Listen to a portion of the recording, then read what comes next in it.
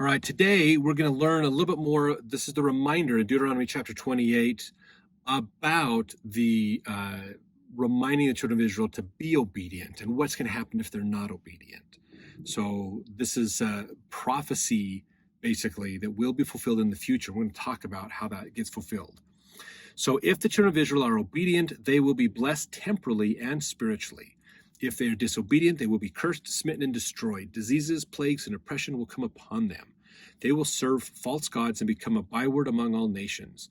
Fierce nations will enslave them, and they will eat their own children and be scattered among all nations. So a lot of prophecies coming out of this. So verse 1, it shall come to pass, if thou shalt hearken diligently unto the voice of the Lord thy God, and observe and to do all his commandments which I command thee this day, that the Lord thy God will set thee on high above all nations of the earth, and all these blessings shall come on thee and overtake thee, if thou shalt hearken unto the voice of the Lord thy God. Blessed shalt thou be in the city, and blessed shalt thou be in the field. Blessed shalt be the fruit of thy body, and the fruit of thy ground, and the fruit of thy cattle, and the increase of thy kind, and the flocks of thy sheep. Blessed shall be thy basket and thy store. Blessed shalt thou be when thou comest in, and blessed shalt thou be when thou goest out. The Lord shall cause thine enemies that rise up against thee to be smitten before thy face. They shall come out against thee one way, and flee before thee 7 ways. So this is a heck of a blessing that they're getting, saying, if you keep the commandments, we will bless you. God's going to bless you, basically, and take care of you. So bounteous harvests, bounteous crops, good health for your animals, lots of baby animals, basically, so you grow your assets really well. Your enemies will come at you one way and flee before these 7 ways, which means total chaos and disorder of your enemies. They're going to flee, not just go back, but any way they can, because they are afraid of you destroying them. Verse 8, the Lord shall command the blessing upon thee in thy storehouses, and in all that thou settest thine hand unto, and he shall bless thee in the land which the Lord thy God giveth thee. The Lord shall establish thee an holy people unto himself, as he hath sworn unto thee, if thou shalt keep the commandments of the Lord thy God and walk in his ways. So if we keep his commandments, if we do what God has asked of us, these are the kind of blessings we get. Wouldn't it be nice to have these kinds of blessings in your life? This principle still applies today to help us out if we keep his commandments, especially as a collective community. It amplifies these blessings, basically. Verse 10, all the people of the earth shall see that thou art called by the name of the Lord, and they shall be afraid of thee. So this is becoming a Zion society, is standing out different from everybody else. And once people realize that, they will realize that Zion is a different type of people, and they'll be afraid of you because they'll see your blessings, and they'll realize that people that try to attack you do not win at all. You are victorious all the time, and that kind of makes people afraid of you. So lots of good blessings for you if you keep the commandments. Verse 11, and the Lord shall make thee plenteous in goods, in the fruit of thy body, in the fruit of thy cattle, and in the fruit of thy ground, in the land which the Lord sware unto thy fathers to give thee. The Lord shall open unto thee his good treasure, the heaven to give the rain unto thy land in his season, to bless all the work of thine hand. Thou shalt lend unto many nations, and thou shalt not borrow. So you'll be wealthy, you'll help other nations out, but you don't need to borrow from them to get in debt to other nations. You're going to have plenteous, the weather's going to be nice, things are going to go good for you if you keep the commandments. This still applies to us today. All of this still applies to us today. This world will be a lot less crazy, a lot better, more stable place if we kept the commandments more. Very, very important. Verse 13, the Lord shall make thee the head and not the tail. Thou shalt be above only, and thou shalt not be beneath. If that thou hearken unto the commandments of the Lord thy God, which I command thee this day to observe and to do them. Thou shalt not go aside from any of the words which I command thee this day, to the right or to the left, or go after other gods to serve them. So don't deviate. Don't try to bend and look for loopholes in this law. Don't try to manipulate the law, basically, and don't try to worship other gods or go a whole nother direction. So very, very important. That's a great blessing that they get. They just have to keep the commandments and follow God. It's really that simple in our day and age too. Honestly, it is that simple. So we need to be better at that. The more we're better at that, then the more we come to a Zion society as well. That's important to get to. So verse 15, but it shall come to pass, if thou wilt not hearken unto the voice of the Lord thy God, to observe to do all his commandments and his statutes, which I command thee this day, all these curses shall come upon thee and overtake thee. Cursed shalt thou be in the city, cursed shalt thou be in the field, cursed shall be thy basket and thy store. Cursed shall be the fruit of thy body, the fruit of thy land, the increase of thy kind, the flocks of thy sheep. Cursed shalt thou be when thou comest in, and cursed shalt thou be when thou goest out. The Lord shall send upon thee cursing, vexation, and rebuke in all that thou settest thine hand unto for to do, until thou be destroyed, until thou perish quickly, because of the wickedness of thy doings, whereby thou hast forsaken me. The Lord shall make the pestilence cleave unto thee, until he have consumed thee from off the land whither thou goest to possess it. This is not good. This is the exact opposite of the blessings, basically. Verse 22, the Lord shall smite thee with a consumption, and with a fever, and with an inflammation, and with an extreme burning, and with the sword, and with blasting, and with mildew, and they shall pursue thee until thou perish. So just, it's never ending, relentless going after us until we're completely wiped out. Verse 23, and thy heaven that is over thy head shall be brass, and the earth that is under thee shall be iron, meaning not helping you at all. Verse 24, the Lord shall make the rain of thy land powder and dust. From heaven shall it come down upon thee until thou be destroyed. So not only do you get rain, but you get these winds that blow the dust because everything is dried out. You have severe drought, and everything's a giant dust bowl, basically, and that's going to cause problems for your health. Verse 25, the Lord shall cause thee to be smitten before thine enemies. Thou shalt go one way against them, and flee 7 ways before them, and shalt be removed in all the kingdoms of the earth. So you're going to be walked all over, basically, if you do not keep these commandments. So this is, again, specifically talking to Israel, but really it's about us as well. This does eventually happen. We are seeing the culmination and fulfillment of all this as we progress towards the time of the second coming, okay? There has to be a prepared people. So if we're not keeping those commandments, then we're going to have more and more problems and more challenges until we are willing to let go of our wickedness to have a Zion people emerge, basically. If you have questions or thoughts about that, love to hear it in the comments. Please leave your comments. Verse 26, thy carcass shall be meat unto all fowls of the air and unto the beasts of the earth, and no man shall fray them away. The Lord will smite thee with the botch of Egypt, and with the emerods, and with the scab, with the itch whereof thou canst not be healed.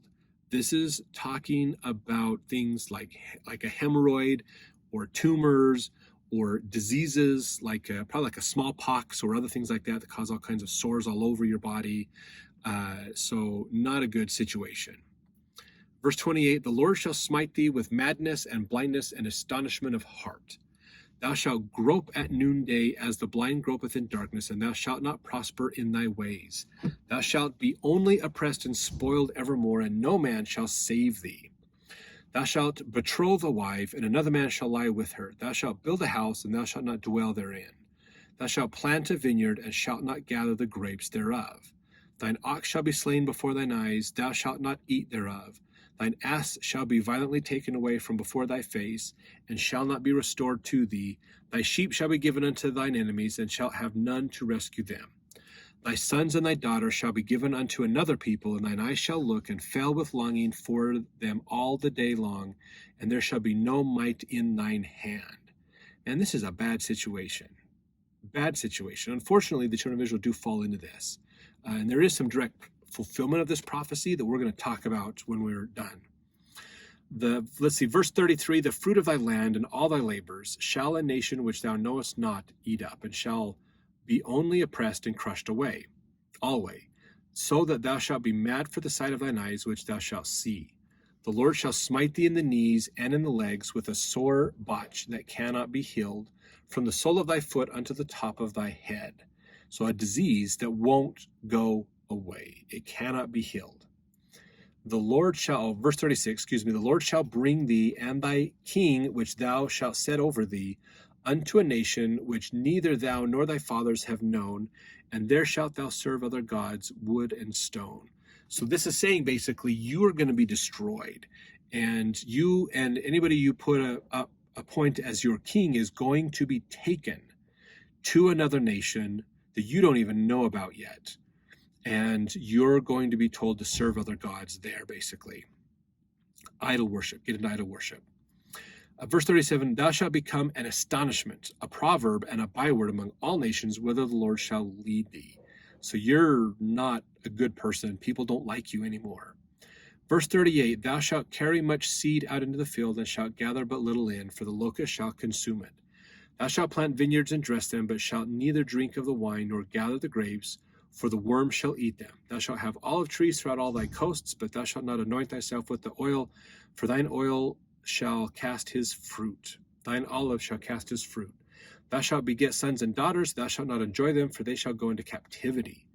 All thy trees and fruit of thy land shall the locust consume. The stranger that is within thee shall get up above thee very high, and thou shalt come down very low. He shall lend to thee, and thou shalt not lend to him. He shall be the head, thou shalt be the tail. So they're going through, this is almost like a chiasmus, if you will. They're going through, here's all the blessings, and now here's all the cursings, kind of the same, showing the exact opposite of what's going to happen to you. Verse 45, moreover, all these curses shall come upon thee, and shall pursue thee, and overtake thee, till thou be destroyed. Because thou hearkenest not unto the voice of the Lord thy God, to keep his commandments and his statutes which he commanded thee. They shall be upon thee for a sign and for a wonder, and upon thy seed forever. Because thou servest not the Lord thy God with joyfulness and with gladness of heart, for the abundance of all things.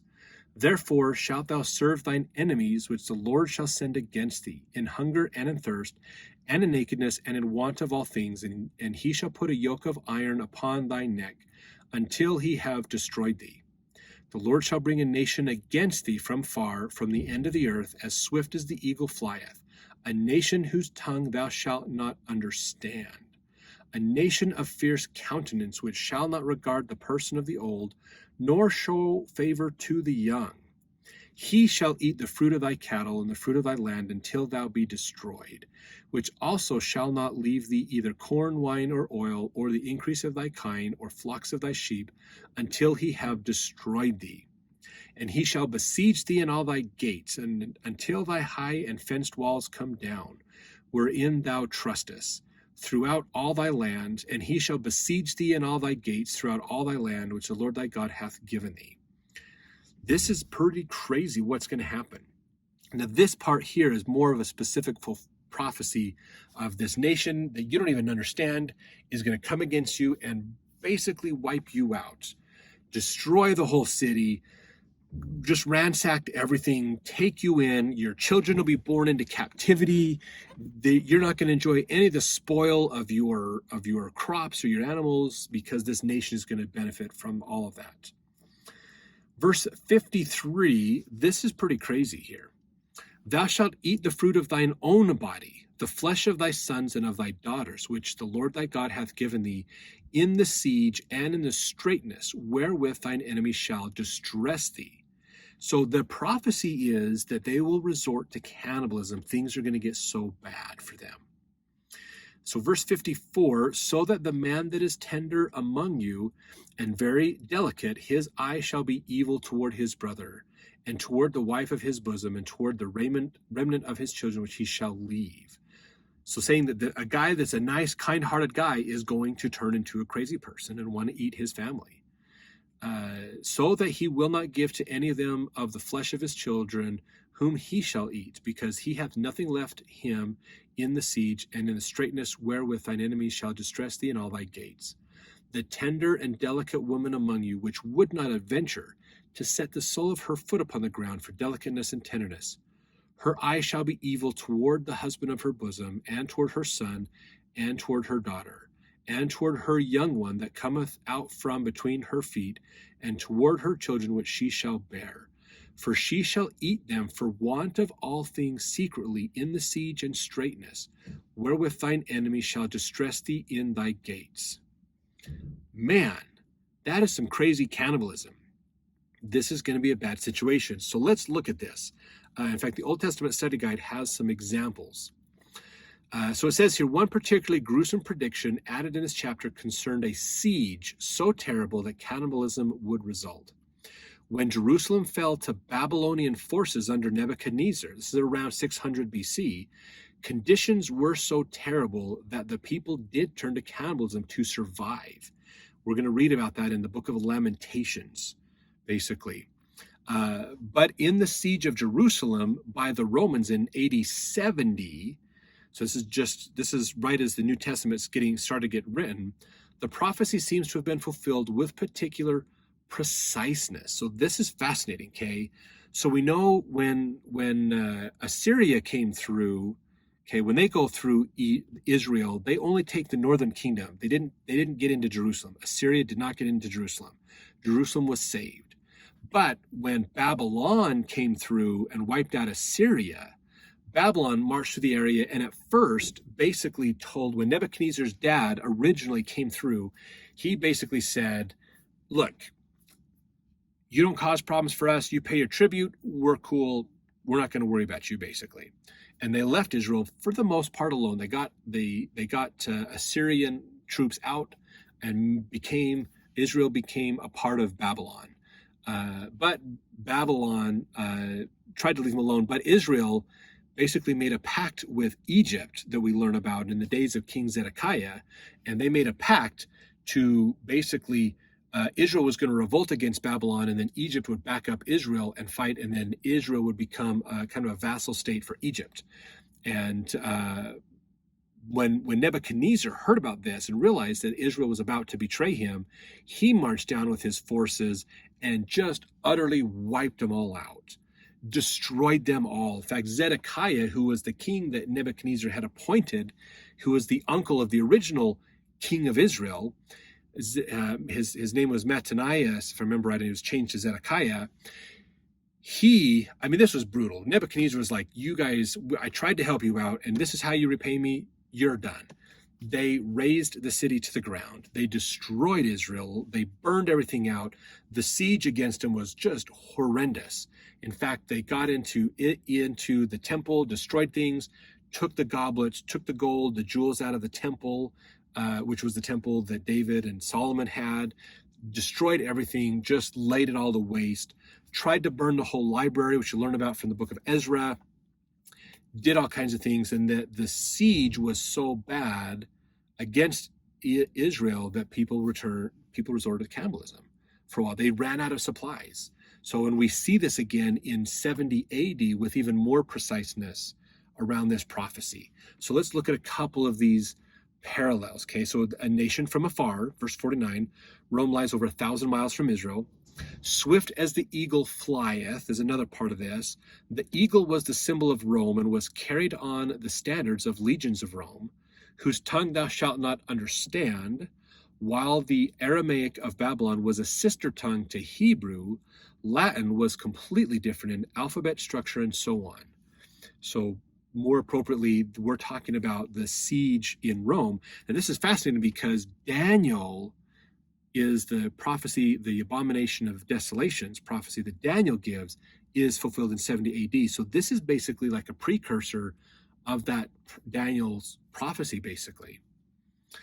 So let's see, another example, a nation of fierce countenance, which shall not show favor.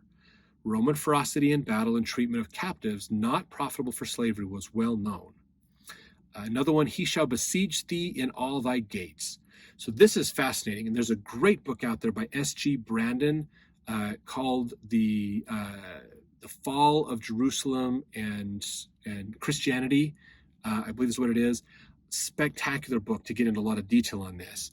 Titus, who was the son of the current emperor, the emperor was there in 66 AD. Man, his name just left me. If you remember what that is, please put it in the comments. But he was there during 66 AD when Rome tried to get Israel, and Israel pushed the siege back and won, and Israel thought they were smarter and that God was on their side, so they were not that afraid when they came in 70 AD. But Titus did a couple things different. One thing that Titus did was he went around, rather than just go after Jerusalem directly, he went to all the outlying cities that were Jewish, all of these other places that had Jewish people in them, the Israelites in them, and he marched into the city, occupied it, and said, if you don't basically swear allegiance to Rome and become a slave of Rome, you're going to be executed today. That's what he did. The Christians actually had to flee and run and hide to get away from this. And thankfully, some of them got caught because they were Jewish, but some were seen as Christians and not Jewish. Therefore, they were somewhat let go. But it gets a little crazy and muddy in there. They kind of had to flee from city to city to keep ahead of the Romans and keep out of their sight to survive, because the Jews didn't like the Christians either. So this is what Titus did. He went around, so there was no support coming to the city, Jerusalem. Destroyed all of the outlying cities, the other areas, the other suburbs and other parts that were Israelite cities, wiped them all out. So there's no longer a support for the city of Jerusalem. The city of Jerusalem is on its own. Now, Titus sieged the city of Jerusalem at the feast of the Passover, I believe. So Israelites were flooding into the city to honor. They had to go back to Jerusalem like once a year to do the feast, to go through the ritual, basically. So they flooded into the city. While they're flooding in, Titus basically levels all of the trees around Israel, clears out the area so there's nowhere to hide, builds a wall, a wooden wall, all the way around Jerusalem. So he occupies them in like a mile out from Jerusalem, I think is what it was, builds this big wall all the way around him. Anybody found inside that wall, like there was Roman guards patrolling inside there. If you were an Israelite and you were caught inside there because you're trying to escape the city, but you can't get out because this other wall stops you, if you were caught in there, you were crucified. They were crucifying around 500 people a day. That's how bad it was. Then, when they couldn't escape, basically, Titus waited. He just waited. So now Jerusalem had like 4 to 5 times more Jews than normal. So they ran out of supplies rapidly. And he just waited until they were starving.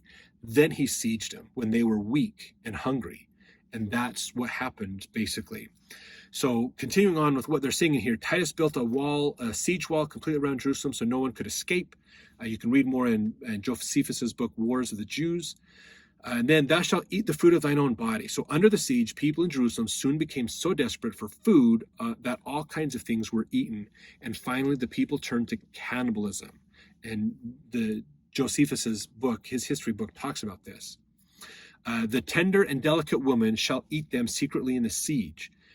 Josephus gives a story, described a noblewoman from Perea who killed her son and used him for food during the siege. That's actually a specific story that Josephus gives. So this is a very specific fulfillment of the abomination of desolations that occurs in 70 AD when Rome lays siege to Jerusalem. So fascinating, we have this prophecy. Incidentally, outside of the book of Mark, the rest of the entire book of New Testament, all those letters were written after this siege happened. So Jerusalem has been destroyed by Rome. That is the context that we get to learn about Paul and his writings and the other apostles as they're dealing with this, and the aftermath of this destruction, basically. So some good context for the New Testament. Okay, let's jump in and finish this off here. Verse 58. If thou wilt not observe to do all the words of this law that are written in this book, thou mayest fear this glorious and fearful name, the Lord thy God. Then the Lord will make thy plagues wonderful, and the plagues of thy seed, even great plagues, and of long continuance, and sore sickness of long continuance. So this destruction isn't a one-time thing. Plagues are going to be there all the time. Moreover, he will bring upon thee all the diseases of Egypt, which thou wast afraid of, and they shall cleave unto thee. Also every sickness, every plague which is not written in the book of this law, them will the Lord bring upon thee until thou be destroyed. And ye shall be left few in number, whereas ye were as the stars of heaven for multitude, because thou wouldst not obey the voice of the Lord thy God. So you're going to go from this huge number of people to a very small amount of people left. And that's true. There were so many people that died in the siege at Titus, and just all this destruction is going to come upon the Jews because they failed to keep the commandments. Generally, again, this still applies to us as members of the church who are a covenant people who've made those promises to God. It might not be quite this bad, but collectively over time, it will get this bad in the last days. So long as we disobey God, more wickedness, more problems. It's just going to get worse and worse and worse and worse and worse. The only way to combat this is to switch to righteousness, to repent and come back. Okay, very, very important point. This whole thing that we learn about in Deuteronomy 28, this is the pride cycle that Book of Mormon talks about a lot.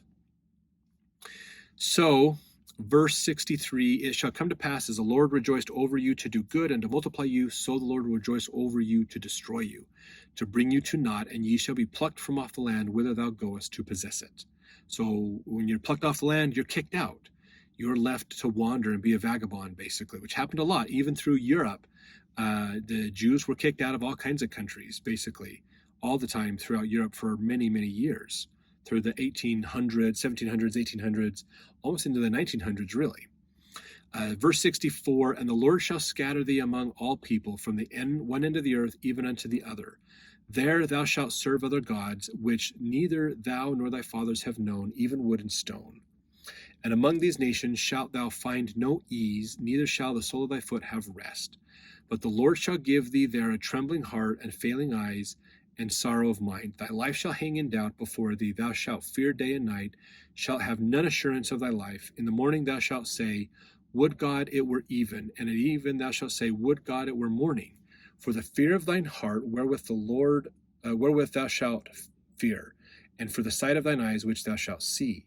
And the Lord which shall bring thee into Egypt again with thy ships, by the way whereof I spake unto thee, thou shalt see it no more again, and there ye shall be sold unto your enemies for bondmen and bondwomen, and no man shall buy you. Wow, so all kinds of destruction and problems that they're going to get. And again, we know this fulfillment in 70 AD did happen with quite precision, actually. So it's fascinating that Moses is warning them of this a lot, and it's a result of later kings who get prideful and selfish that cause the downfall and destruction of Israel that we're going to learn about here in subsequent chapters. So thanks for watching. Let's jump to the next chapters. We're just down to the last few chapters of Deuteronomy. We're getting ready for those children of Israel to walk into the promised land. So the last words that Moses teaches them in this final speech is what we're learning now. So let's jump to the next chapter.